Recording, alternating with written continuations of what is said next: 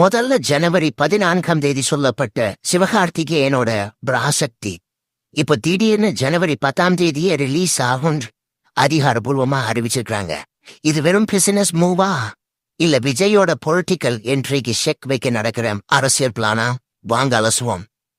ஜனவரி 9 களம் இறங்குறாரு ஜனநாயகன் விஜய்.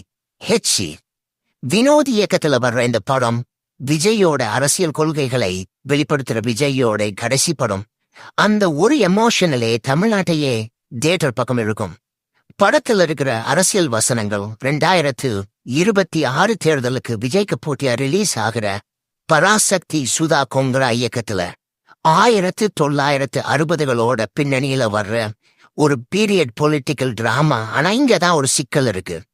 விஜயோட ஜனநாயகன் படம் சோலோவா பெரிய ரெக்கார்டு பண்ணிடக்கூடாதுன்னு அவருக்கு போட்டியா ஒரு வலுவான படத்தை இறக்கணும்னு சில திரைக்கு பின்னால இருக்கிற சக்திகள் வேலை செய்யறதா ஒரு டாக் போயிட்டே இருக்கு. அதனாலதான் சிவகார்த்திகேயன் படம் முன்கூட்டியே ரிலீஸ் ஆகுதுன்னு சொல்லப்படுது. அரசியல் ரீதியா பார்த்தா விஜயின் வருகை திராவிட கட்சிகளுக்கு ஒரு சவாலா இருக்கு. ஜனநாயகன் படத்துக்கு தியேட்டர்கள் கிடைக்கிறதுல சிக்கல் வருமா, இல்ல பராசக்திக்கு அதிக தியேட்டர்கள் ஒதுக்கப்படுமா அப்படிங்கிற போட்டி இப்போவே ஆரம்பிச்சிருச்சு. சிவகார்த்திகேயன் ஏற்கனவே கோட் படத்துல விஜய் கிட்ட இருந்து துப்பாக்கியை வாங்கினவர். ஆனா இப்போ நிஜ அரசியல்ல விஜய்க்கு ஒரு சவாலா நிக்கிற நிலைமைக்கு தள்ளப்பட்டிருக்கிறாரா, இல்ல இது தற்செயலான மோதலா? உங்க கருத்து என்ன? இந்த மோதல்ல நீங்க யார் பக்கம்?